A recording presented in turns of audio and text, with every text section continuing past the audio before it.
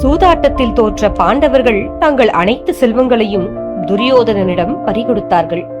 அப்போது கர்ணனை அழைத்த துரியோதனன், கர்ணா, இனி இவர்களின் அனைத்து சொத்துகளும் நமக்கே சொந்தம்.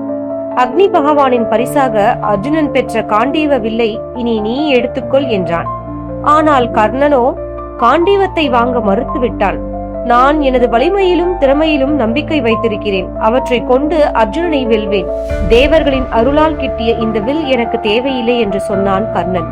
ஆஹா, நீ அல்லவோ சுத்த வீரன். அர்ஜுனன் காண்டீவத்தை நம்புகிறான், நீ உன் திறமையை நம்புகிறாய் என்று கர்ணனை துரியோதனன் பாராட்டினான். அர்ஜுனன் வனவாச காலத்தில் இந்த சம்பவத்தை வியாசரிடம் சொல்லி மிகவும் வருந்தினான். இதை கேட்டு சிரித்த வியாசர், கர்ணன் காண்டீவத்தை வாங்க மறுத்ததற்கு வேறு காரணம் உள்ளது, அதை அவன் வெளிக்காட்டிக் கொள்ளவில்லை என்றார். அது என்ன என்று கேட்டான் அர்ஜுனன். நேரம் வரும்போது சொல்கிறேன் என்றார் வியாசர். பல ஆண்டுகள் கழிந்தன. மகாபாரத யுத்தம் முடிந்து தர்மபுத்திரர் முடிசூடிய பின் கண்ணனை சந்திக்க அர்ஜுனன் துவாரகைக்கு சென்றான். அர்ஜுனா, நான் எனது அவதாரத்தை முடித்துக் கொண்டு வைகுண்டம் செல்ல உள்ளேன். அதனால் எனது அரண்மனையுள்ள பெண்களை எல்லாம் நீ பாதுகாப்பாக அழைத்துக் கொண்டு இந்திரபிரசதத்துக்கு சென்றுவிடு என்று கூறினான் கண்ணன். கனத்த மனதுடன் கண்ணனிடமிருந்து விடைபெற்ற அர்ஜுனன் தனது தேரில் பெண்களை அழைத்துக் கொண்டு சென்றான். வழியில் சில கொள்ளையர்கள் தேரை நிறுத்தி அர்ஜுனனை தாக்கினார்கள்.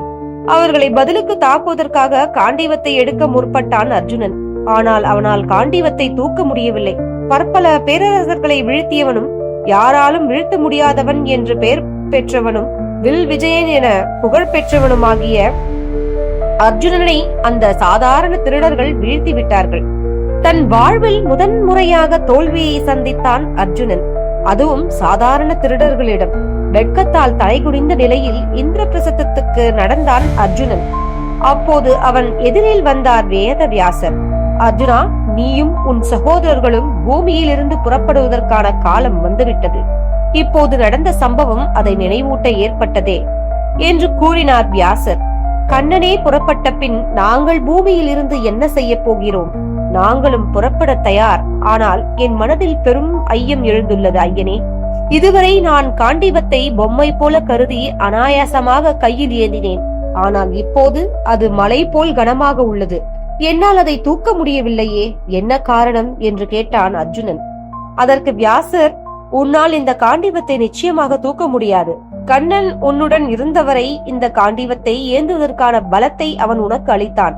அவனது அருளால் தான் நீ காண்டீவத்தை பொம்மை போல தாங்கினாய். இப்போது அவன் பூமியை விட்டு சென்று விட்டதால் இதை உன்னால் தூக்க முடியவில்லை என்றார்.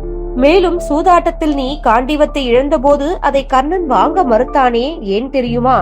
கண்ணனின் அருள் பெற்ற நீ காண்டீவத்தை தூக்கிவிட்டாய். ஆனால் கண்ணனின் அருள் பெறாத கர்ணனால் இந்த காண்டீவத்தை அசைக்க கூட இயலாது. இது கர்ணனுக்கும் நன்றாக தெரியும்.